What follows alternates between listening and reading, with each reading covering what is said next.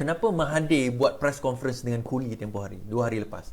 Kenapa dia buat press conference dengan Kuli 2 hari lepas? Sebenarnya tujuannya adalah untuk final stroke kepada usaha Datuk Seri Anwar Ibrahim untuk nak membentuk kerajaan. Betul, saya setuju bahawa 2 hari semalam bukan usaha untuk nak meruntuhkan kerajaannya. Ada itu UMNO, itu Mahathir yang cakap. Tetapi itu usaha untuk nak menolak bajet yang ada. Nak membentuk kerajaan itu selepas kalau itu jatuh. Namun begitu, kalau kita tengok, kenapa Mahathir dan Kuli beria-ia? Kenapa? Dia pertama sekali, kalau sekiranya, saya dah sebut, saya ulang balik sekali lagi. Kalau usaha Datuk Seri Anwar Ibrahim berjaya menolak Muhyiddin Yassin menjadi Perdana Menteri, Mahathir nak memastikan bahawa mereka yang menolak tersebut, contohlah, katakanlah semalam UMNO, katakanlah 10 orang kata, ini saya tak kata betul atau tidak, katalah 10 orang UMNO, dia menyokong untuk menolak bajet tersebut. Harapan Mahathir adalah 10 orang UMNO ni akan menyokong dia. Apa tujuan dia? Saya dah sebut juga hari itu. Tujuannya adalah untuk memastikan bahawa Anwar tak ada majoriti, Muhyiddin tak ada majoriti. Tetapi dia ada command of 10, campur 8, campur 4, sekurang-kurangnya 20 lebih kerusi itu bersama dengan dia. Apa tujuannya? Dia boleh demand sekali lagi. Paling kurang dia boleh kata, aku nak jadi Perdana Menteri sekali lagi. Mana boleh kau ada 20 kerusi? Pernah berlaku. Zaman Pakatan Harapan, Bersatu ada berapa kerusi je. Ada berapa kerusi je Bersatu. Tetapi mereka menjadi Perdana Menteri. Mereka memegang jawatan menteri. Mereka memegang jawatan timbalan menteri. Sedangkan kerusi mereka masa tu kalau tak masuk UMNO, ada lebih kurang dalam 11, 12, 13 kerusi je. Setelah dimasuk dengan UMNO, setelah dimasuk dengan Azmin and the gang, maka kursi mereka bertambah kepada 30 lebih sekarang. Tetapi selain daripada itu, mereka adalah parti yang kecil tetapi demandnya besar. Kerana kononnya kemenangan Pakatan Harapan dalam pilihan raya yang lepas adalah disebabkan oleh tidak lain tidak bukan Bersatu Mahathir. Terbukti sekarang ini tak benar. Okey, kenapa mereka perlu untuk apa yang tujuan Mahathir nak buat ni? Mahathir nak flush out pengkhianat dalam UMNO supaya mereka tidak menyokong Datuk Seri Anwar Ibrahim. Itu tujuannya. Tak lain tak bukan. Kenapa? Dengan keluarnya, kita kena ingat Perhimpunan Agung UMNO tahun depan. Dengan keluarnya muka-muka pengkhianat, keluar poster 8 pengkhianat UMNO. 8 pengkhianat UMNO. Ada keluar poster 8 pengkhianat UMNO, kita kata. Semalam, 2 hari lepas. Tujuannya adalah untuk nak bagi tahu bahawa pengkhianat dalam UMNO ini adalah mereka yang kita kena buang dalam pemilihan parti yang akan datang. Siapa yang kita kena naikkan ni, saya dah ulang berkali-kali. Kena naikkan seseorang. Sekarang ini UMNO telah gagal untuk memainkan isu moratorium telah gagal. Isu KWSP telah gagal. Jadi kegagalan untuk nak memainkan isu-isu ini akhirnya akan merenjatkan usaha mereka untuk nak mendapat undi rakyat dalam pilihan raya yang akan datang ini.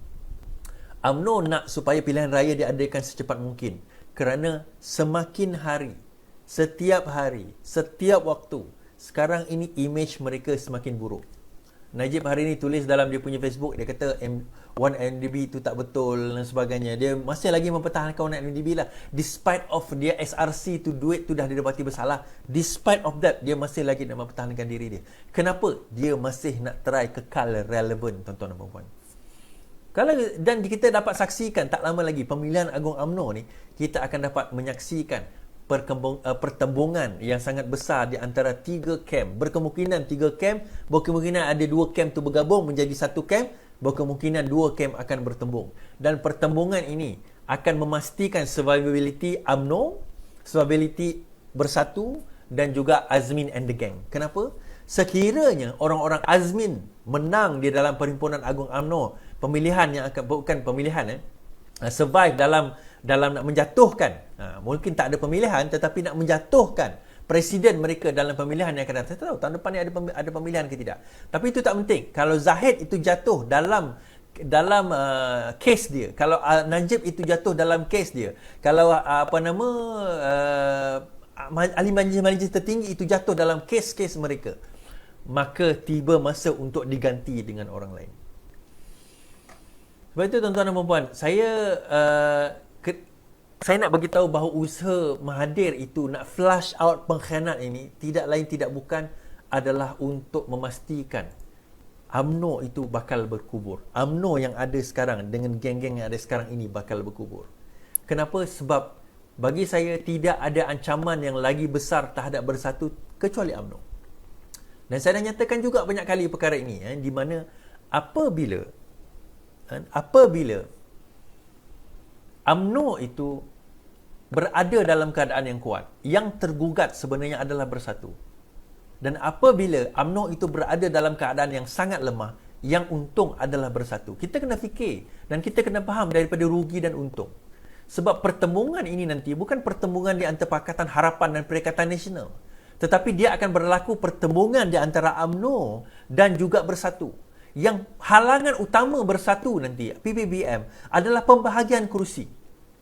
Pembahagian kerusi mereka dengan PAS dia tak ada masalah, dia tak ada isu. PAS ni tak ada isu. Kelantan bagi semua dengan PAS. Kalau Bersatu dengan PAS bergabung, dia kalau Bersatu dengan PAS, dia tak ada masalah pembahagian kerusi.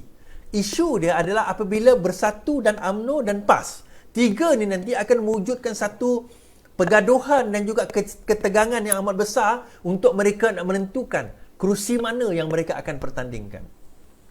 Pilihan raya yang mereka nak minta yang akan berlaku tak lama lagi, berkemungkinan tahun hadapan ataupun tahun satu lagi, kita tak tahu, maksimum 2023 kan, adalah yang terbesar adalah dalam menentukan siapa mempunyai jumlah majoriti kerusi yang terbesar. Kerana apa?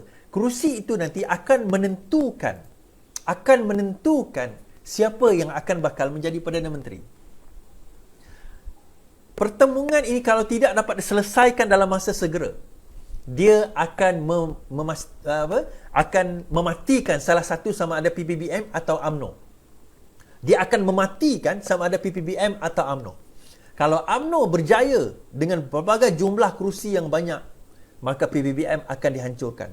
Next plan UMNO adalah untuk mereka naik jadi Perdana Menteri dan matikan PPBM dengan perlahan-lahan. Rancangan ini diketahui oleh PPBM dan mereka akan cuba untuk memastikan agar UMNO tidak flourish. Caranya, kalau perasan atau tidak, dalam bajet kali ini, RM1,000 diberi kepada Sri Kandi Bersatu.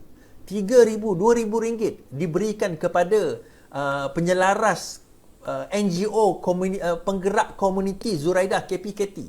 KPKT Zuraidah adalah Bersatu. Sri Kandi Bersatu. So, jasa diwujudkan. Jasa di bawah mana? Jabatan Perdana Menteri. Jabatan Perdana Menteri di bawah mana? Kalau bukan, salah satunya saya tak tahu dekat mana dia akan letak nanti, tapi berkemungkinan dia akan letak di bawah KDN. Di bawah KDN kerana kerjasama dengan perisikan dan sebagainya. Berkemungkinan. KDN siapa? Bersatu. KDN juga Bersatu. Ya, UMNO minta duit tu sikit, tapi tak akan.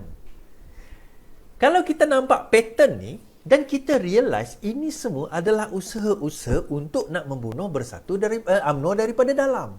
Usaha untuk nak membunuh UMNO daripada dalam. Sebab itu UMNO ambil alih Perak. Mereka nampak di Perak, mereka nampak perkara ini. Kita dapat maklumat daripada grassroots UMNO di Perak bahawa sekarang Bersatu sudah cantas mereka.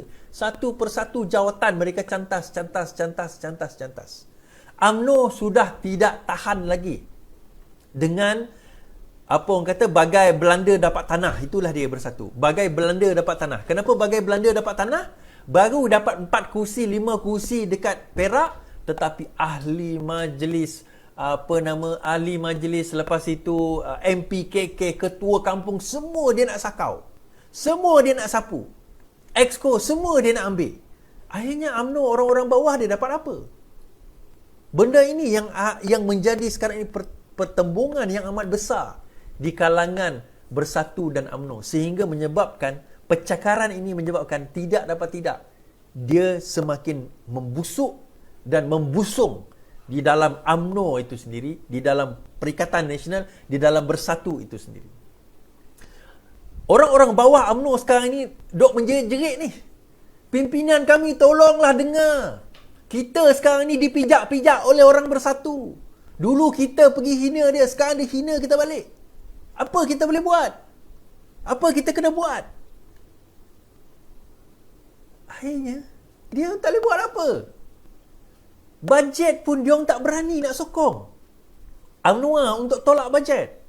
Kenapa mereka tak berani? Last minute dihantar signal. Kau nak dia dapati bersalah? Kau nak kes kau dibuang atau tak nak? Kalau kau tak nak kes kau kekal dibuang, kalau kau nak kes kau dibuang, kau sokong kami. Kalau kau nak masuk penjara, kau sokonglah UMNO. Pertembungan ini yang sekarang ini menjadi satu modal terbesar untuk Pakatan Harapan nak merempuh benteng Bersatu dan juga UMNO. Tuan-tuan, akan banyak kerusi UMNO dan juga Bersatu serta-pas bertembung dalam PRU 15 nanti. Terpulang kepada kebijaksanaan Pakatan Harapan untuk nak memastikan bahawa kita boleh menggerakkan jentera kita lebih awal dalam menghadapi mereka ini. Kita ada 2-3 tahun lagi. 2 tahun lagi lah, 2 tahun lebih. Mei 2023, Mei 2021, Mei 2022, Mei 2023. Kita ada lebih kurang 3 tahun lagi untuk kita nak menghadapi pilihan raya. Itu maksimum lah. Berkemungkinan dia lagi awal daripada itu.